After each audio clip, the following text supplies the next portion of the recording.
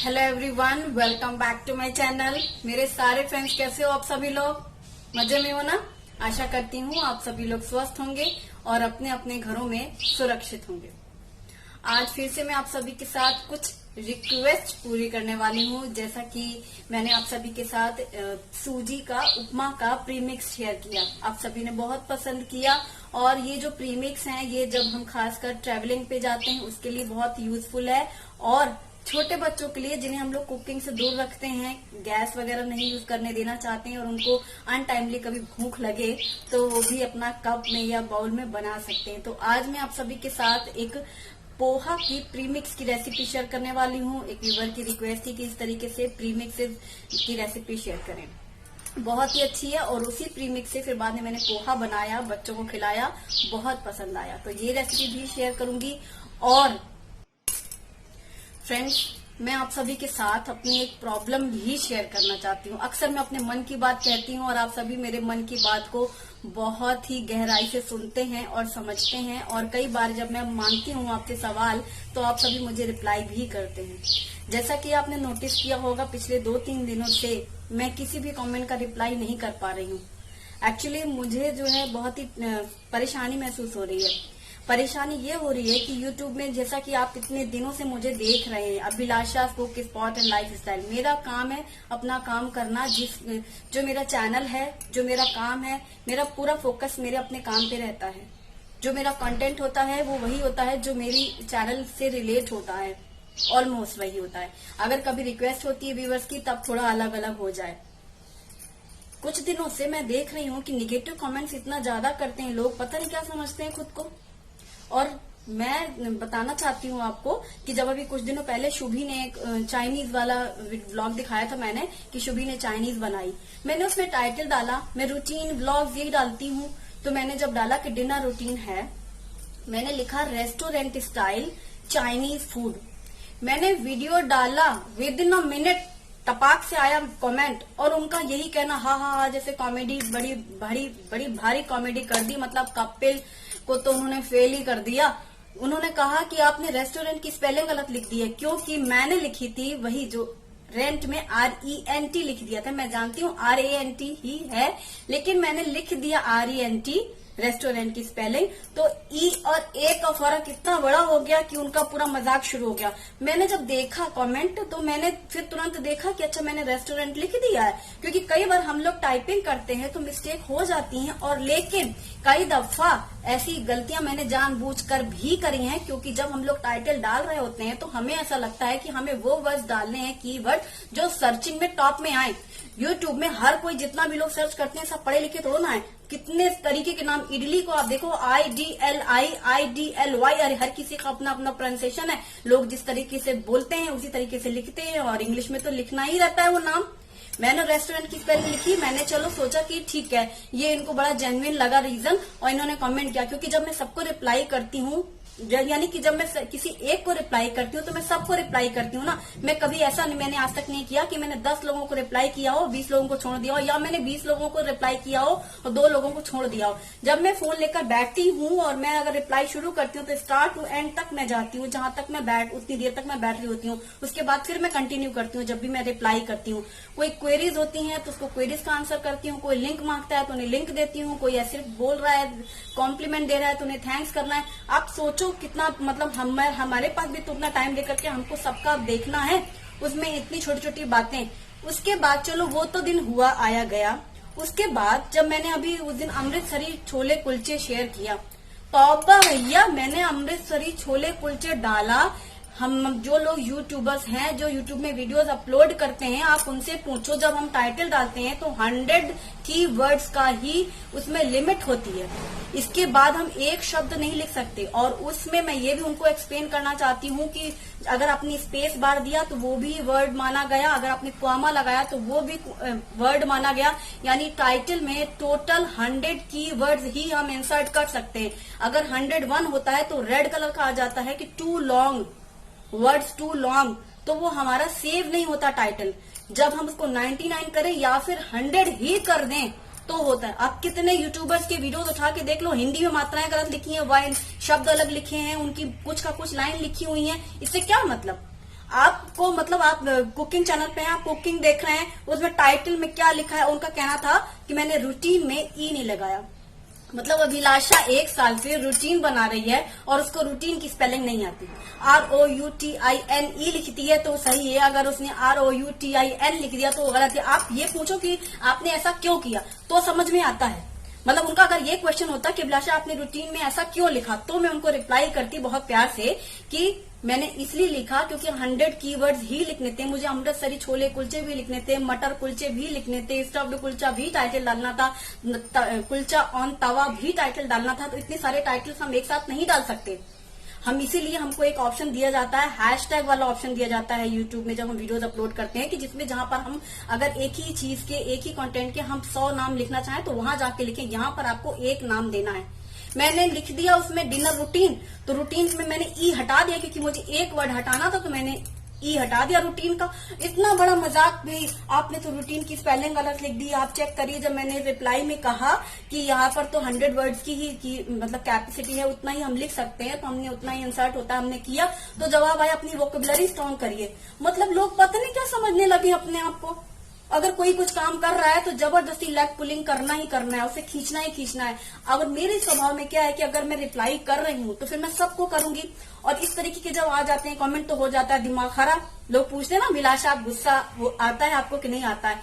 बहुत से व्यूअर्स ने पूछा था, अभिलाषा आपको गुस्सा आता है कि नहीं आता है। यहीं पर गुस्सा आता है अभिलाषा को, इस तरह की हरकतों पे गुस्सा आता है, भड़क जाती है अभिलाषा कि मतलब हद होती है। आप किसी की नहा दो कि पीछे पड़ गए, कोई लेना दे नहीं, देना नहीं, कोई सिर पैर नहीं, कोई आपका उससे मतलब नहीं, फिर भी फट्टे में टांग अड़ानी है, घुसना ही है जबरदस्ती किसी की लाइफ में। अरे आपको क्या करना है, आप अपना घर देखो, आप अपना काम देखो, और आप हमें दे रहे हो, आपके लिए हम काम कर रहे हैं। हद होती है यार। इतना तो सरकारी नौकरियों वाले बैठे बैठे पैसा ले लेते हैं, उनका तो सरकार जाके नहीं देखती कि इतनी सी गलतियां कर रहे होते हैं। ये तो ऐसा हो गया कि मतलब हम जैसे दूसरों के गुलाम हो गए। अरे हम अपना काम अपनी मर्जी से कर रहे हैं, अपने तरीके से कर रहे हैं, और अपने घर में रह के कर रहे हैं, अपनी इच्छा से कर रहे हैं। आप होते कौन हो? तो लेकिन वही है ना, अब इतना लिखने में तो सामने कोई हो तो सामने आदमी बोल दे किसी को भी। मैंने उनको जवाब दिया कि बेटा अपनी माँ से जाके हिंदी सीखो और फिर समझो कि मैंने लिखा क्या है। क्योंकि मैंने उनको यही लिखा था, पहली लाइन में आंसर लिखा था, आप देख सकते हो सभी लोग। मैंने उस कमेंट को पिन भी किया है। अमृतसरी छोले कुलचे वाली जो मेरी पोस्ट है, मैंने उसमें पिन किया है वो कमेंट, और उसमें साफ साफ मैंने बताया उनको पोलाइटली कि इसमें 100 वर्ड्स की मतलब इंसर्ट कर सकते हैं। उसके बाद टू लॉन्ग होता है। उन्होंने कहा लो अपनी वोकेबुलरी स्ट्रॉन्ग करो। यार हम डिक्शनरी लेकर के बैठ जाएं, मतलब घर का काम धंधा छोड़ दें।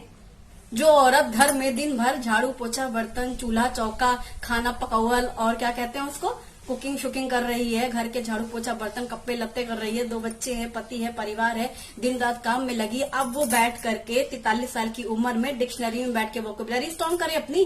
अरे यार आप करो ना, आपकी हो सकता है आगे काम आए। ये वोकेबुलरी हमारे काम नहीं आने वाली है। हमारी लाइफ तो सेट हो गई है, अपनी लाइफ सेट करो जा करके। बताओ जो इंटेलिजेंट लोग हैं कितना स्कोप है उनके लिए, जाके अपनी वोकेबुलरी स्ट्रॉन्ग करें, अपनी ग्रामर सही करें, अपनी हिंदी अंग्रेजी उर्दू फारसी सही करें। हो सकता है इस बेरोजगारी में उन्हें कहीं रोजगार मिल जाए। अभिलाषा तो सेटल हो गई है ना, वो तो कर रही है ना जो वो काम कर रही है, और अपनी मेहनत से कर रही है, और इतने सारे लोग हैं जो उसे उसके काम से पसंद करते हैं, ना कि उसकी ई और ए को देखते हैं।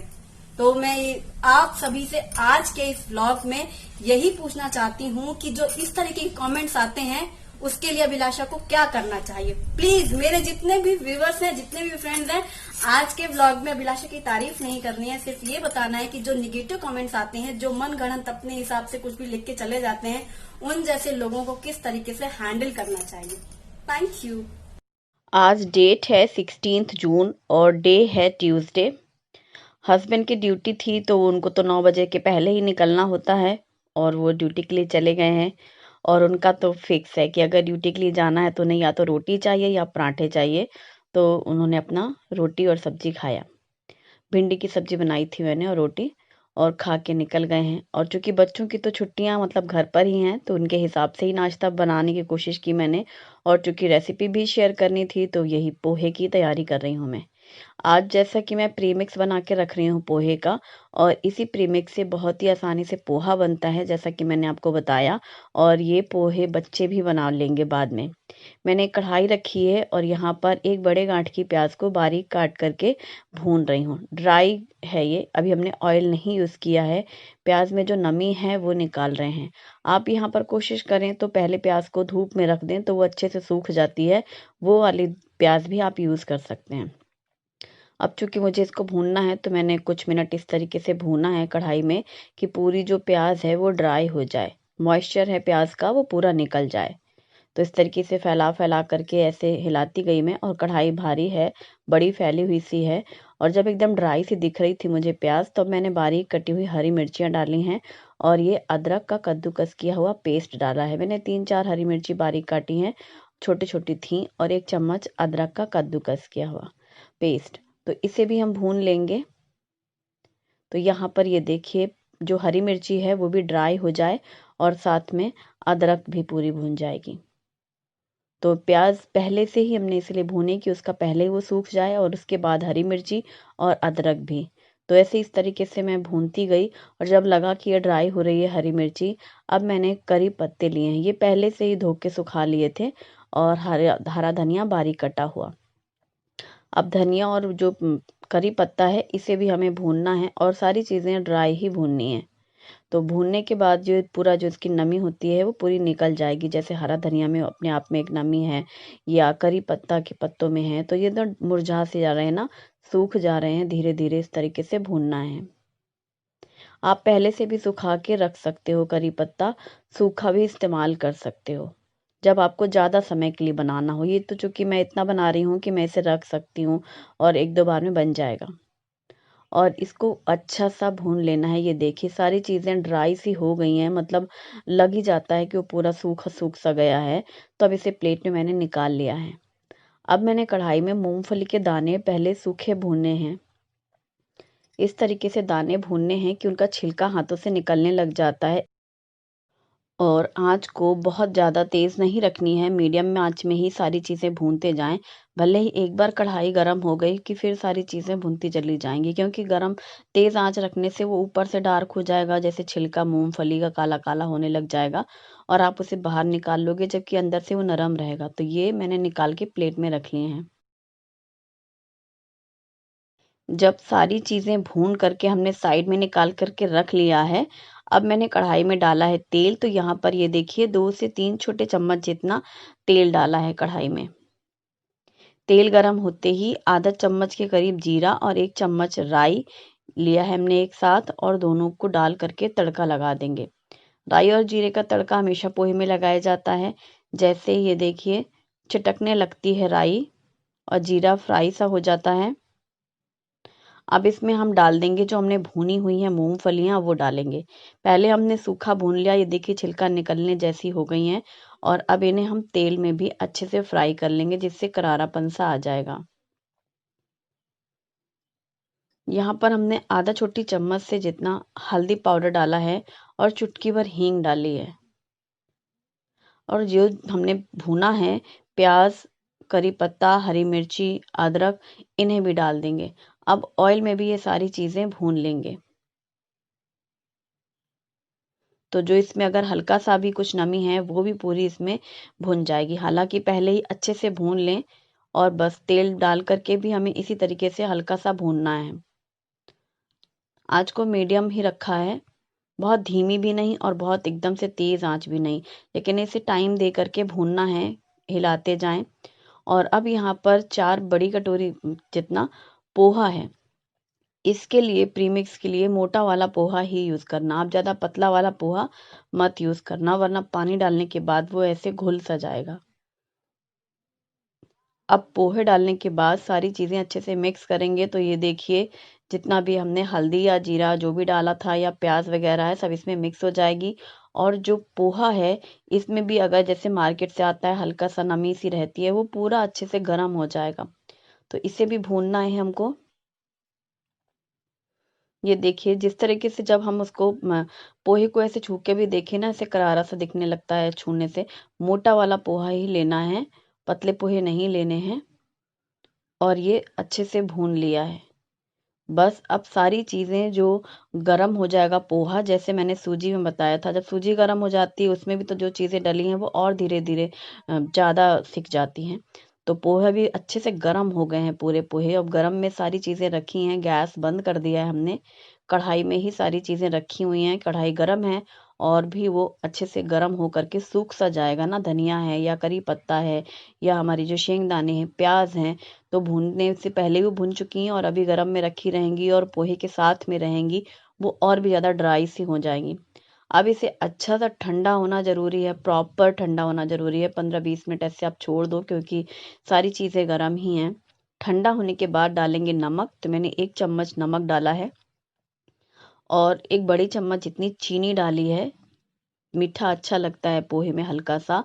और ये डाला है साइट्रिक एसिड, छोटी चम्मच है बिल्कुल, यानी कि 1/4 चम्मच से भी कम साइट्रिक एसिड का यूज़ किया है। चूंकि ये प्रीमिक्स है, ये एक ऐसी चीज़ है जिसे आप सफ़र में भी ले जा सकते हो, कहीं बाहर पिकनिक के लिए जा रहे हो तो गर्म पानी बॉटल में ले लो और आप ये प्रीमिक्स ले लो। तो उस वक्त अगर आपके पास नींबू नहीं है, ये नींबू का के लिए एक ऑप्शन है। घर में अगर नींबू रखा है और आपको इसकी ज़रूरत नहीं है वो अलग बात है, पर प्रीमिक्स इसीलिए बनाए जाते हैं कि आप कभी घर से बाहर भी इनको ले जा सकते हो, जर्नी में भी ले जा सकते हो, इवन ट्रेन में भी, क्योंकि पानी गर्म मिलना हर जगह अवेलेबल होता है। और ये आपके पास पोहा रहा और आपने इसके ऊपर पानी डाल करके 5-10 मिनट के लिए रख दिया कि आप नाश्ता आराम से कर सकते हो। तो यही सोच के बनाया जाता है, इसलिए इसमें या तो आप साइट्रिक एसिड डाल लो या ड्राई मैंगो पाउडर डाल लो या चाट मसाला डाल लो। खट्टेपन के लिए ये आपकी चॉइस है। अब ये मैंने बॉक्स में डाल दिया है बाकी का, और 1 बड़ी कटोरी जितना मैंने बचा के रखा है कटोरी में, तो मैं दोनों बच्चों के लिए नाश्ता बनाने वाली हूँ और इसे मैं रख दूंगी फ्रिज में, क्योंकि ये बहुत थोड़ा सा है, आप जानते हो अगली बार मैं बनाऊंगी ना तो डायरेक्ट। और अब मैंने दूसरे पैन में रखा है पानी गर्म करने के लिए। जैसे कि मैं बता रही हूँ कि ये इंस्टेंट बनता है, प्रीमिक्स है। तो ये जो 1 बड़ी कटोरी जितना पोहा है, इसमें आधा कटोरी पानी डाल देंगे। आप ये काम किसी भी बाउल में कर सकते हैं, ये कढ़ाई में अभी यूज़ ही कर रही थी इन सारी चीज़ों के लिए, तो इसलिए मैंने इसमें ये काम किया।